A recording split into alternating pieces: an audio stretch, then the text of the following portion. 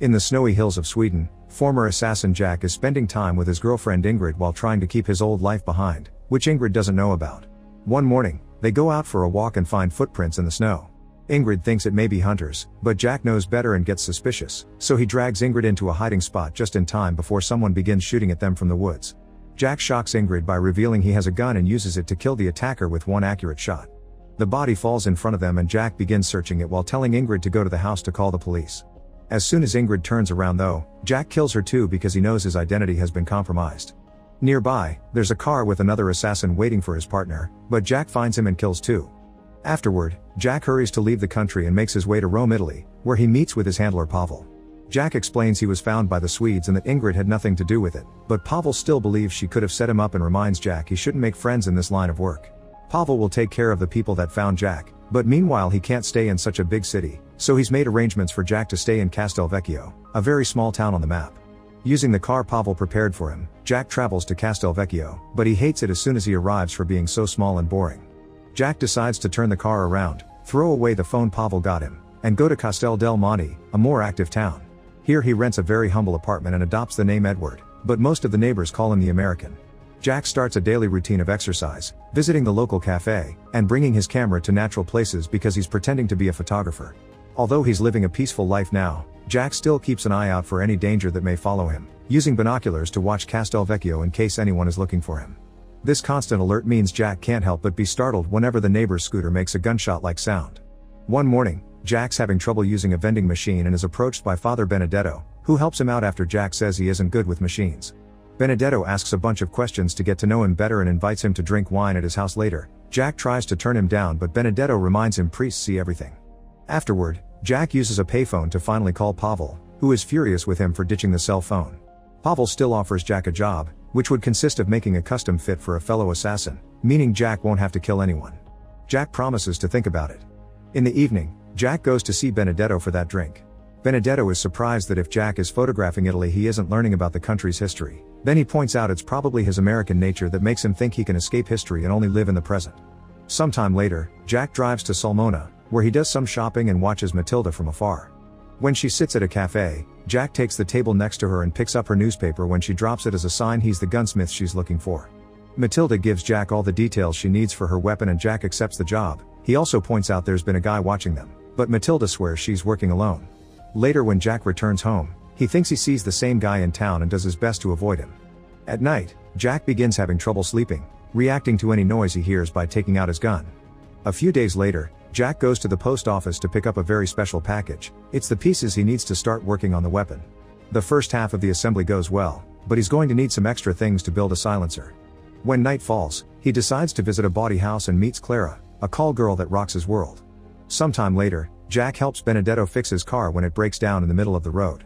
The priest thanks him by inviting him to dinner at his house, and Jack gets to hear Benedetto's stories about his relationship with the townspeople.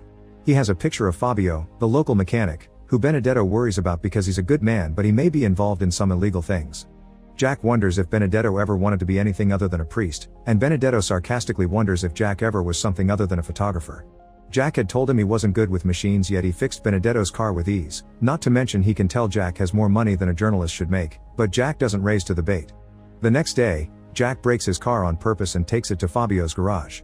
Fabio at first doesn't want to help a mysterious foreigner, but he changes his mind when Jack mentions he's a friend of Benedetto. Jack explains cars are a hobby for him and wonders if he could get some pieces to fix a broken drive shaft, and Fabio accepts to give them to him for free. While Jack looks around to find what he needs to make the silencer, he discovers Fabio has a copy of the same photograph Benedetto had. On his way home, Jack sees Clara going to church and can't help sharing a flirty look with her. As soon as he gets to his apartment, Jack begins working on the weapon again, finishing the silencer successfully by the time night falls. The next day he takes the rifle to the woods and tests it to confirm it works perfectly. Later Jack goes to the bawdy house to celebrate, but Clara isn't working today and Jack decides to leave instead of choosing a different girl. In the evening, Jack goes to a cafe and notices the same guy is still watching him. The clerk brings Jack an envelope someone left for him, and inside Jack finds a newspaper clip talking about the bodies he left in Sweden. When he returns to his apartment, he decides to take a different road just in case and keeps his gun extra close when he goes to bed. Sometime later, Jack goes to the train station to pick up Matilda, who is wearing a different wig to protect her identity from curious eyes. Then he drives her to a secret spot in the forest near the river that he's sure only he knows of, but Matilda still wants to walk around and check there aren't any footprints or tire tracks before they get to work.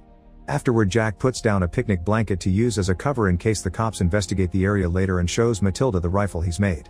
Matilda puts it together like an expert and places an order for special rounds made with mercury. She's brought her own target to test the rifle, which she does with no trouble. Then she asks Jack to shoot at the flowers next to her from a fair distance. Jack is surprised that she trusts him enough not to kill her and shoots the flowers without even making her flinch, impressing Matilda with the silencer he made because she couldn't tell where the bullet came from. Once they're done, Matilda asks for some last adjustments and for the delivery to be made by the 1st of next month as she pays the first half of the money. The bullet cases are thrown in the river, and Jack throws some wine on the grass as part of the cover. He even took the time to chill it because that's how it's drunk here. At that moment, a butterfly lands on Matilda's arm, and Jack tells her some cool facts about that specific type. This makes Matilda call him Mr. Butterfly and asks if Jack ever brought a woman here before, which he denies. In the evening, Jack stops by the bawdy house to have some fun with Clara, who also calls him Mr. Butterfly because of his tattoo. Clara can tell Jack has something in his mind, but Jack doesn't think her worry is sincere and explains she doesn't have to act for him as she does for other clients. He also tips generously, and when Clara points out she makes more with him than all the other girls together, he confesses he doesn't see the other girls. Jack continues to work on the modifications for the rifle and the bullets with mercury, but he also takes breaks at the cafe. One afternoon, he comes across Clara, who is going to the movies with her girlfriend. They do some chit-chatting and Clara points out she's free on Wednesday, so Jack says they can meet at the usual place. Clara tries to get him to mention what the usual place is, and when he doesn't dare to mention the bawdy house in front of her girlfriend, Clara takes advantage of this and asks him to meet her at a restaurant. After the ladies are gone, Jack opens the newspaper and worries when he reads about call girls getting killed.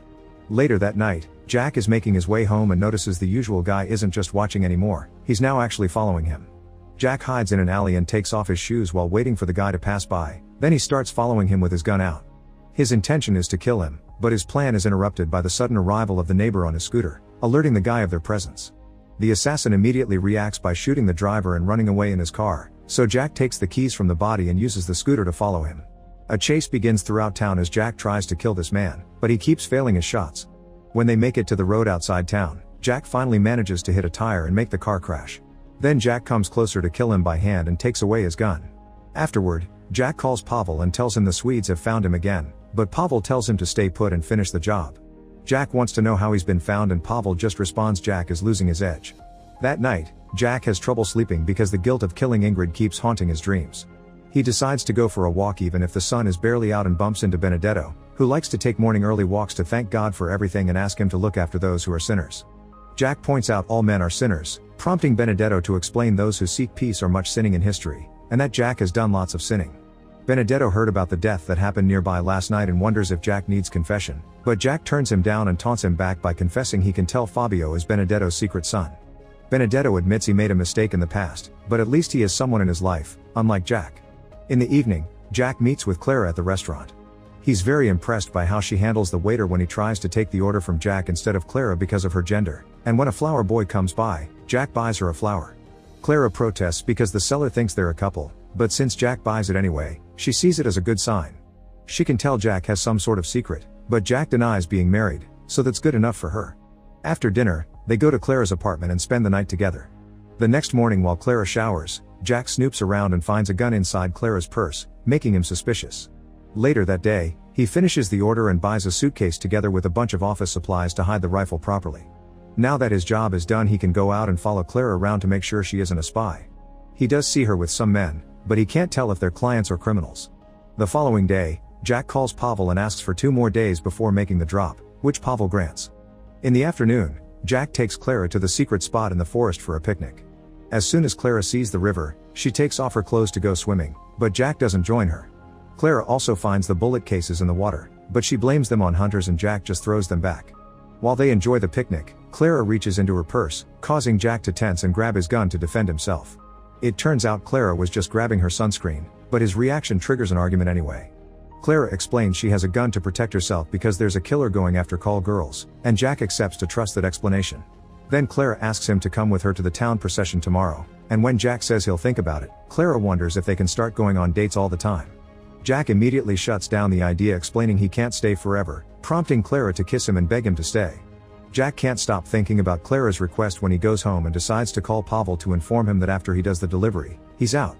Pavel seemingly accepts this with no trouble, but after Jack hangs up, Pavel calls Matilda with a special request. The next day, Jack drives to a cafe by the road to meet with Matilda, who is wearing a different wig again. He hands her the mercury bullets in a special can, and Matilda grabs the suitcase too while excusing herself to go to the bathroom, where she prepares an extra gun she brought with her. Jack notices Matilda is taking too long and the other clients have left, so he's anxious and alone. With the gun ready in his pocket, Jack decides to wait outside just in case, and Matilda brings him the rest of the money. It looks like she's got more to say, but at that moment a bus full of children arrives, and Matilda leaves before they can be noticed. Jack drives back to town and Matilda follows him while talking on the phone to Pavel, who wants her to kill Jack as soon as possible. Back in town, the procession is keeping the streets crowded, thus it's easy for Matilda to sneak inside a house, kill the owners, and find a spot on their roof to keep an eye on Jack while Pavel also arrives in the area. Jack meets with Clara and asks her to run away with him. Clara obviously accepts and they confess their love for each other. At that moment, Matilda gets ready to shoot Jack, but her weapon backfires and kills her because Jack had rigged it in advance. Jack sees this and understands they're after him, so he hands Clara the money and tells her to wait for him at the secret spot in the forest. Then Jack goes to check on Matilda to ask her who sent her. Matilda confesses it was Pavel before she dies. Suddenly Benedetto arrives to see what's going and Jack points his gun at him, but he's learned his lesson with Ingrid and doesn't shoot. After apologizing to the priest, Jack goes looking for Pavel, entering an empty alley on purpose so he'll be followed. Pavel falls for the bait and comes closer, but when he raises his fun, Jack turns around and shoots until he kills him. Afterward, Jack takes his car to go to the forest, but he starts feeling unwell when he realizes Pavel did hit him and now he's slowly bleeding to death. Jack still tries his best to reach the forest and sees Matilda waiting for him, causing him to desperately reach out for her but dying before he can say goodbye. Make sure to subscribe and turn on notifications so you can watch more videos like this. Thanks for watching.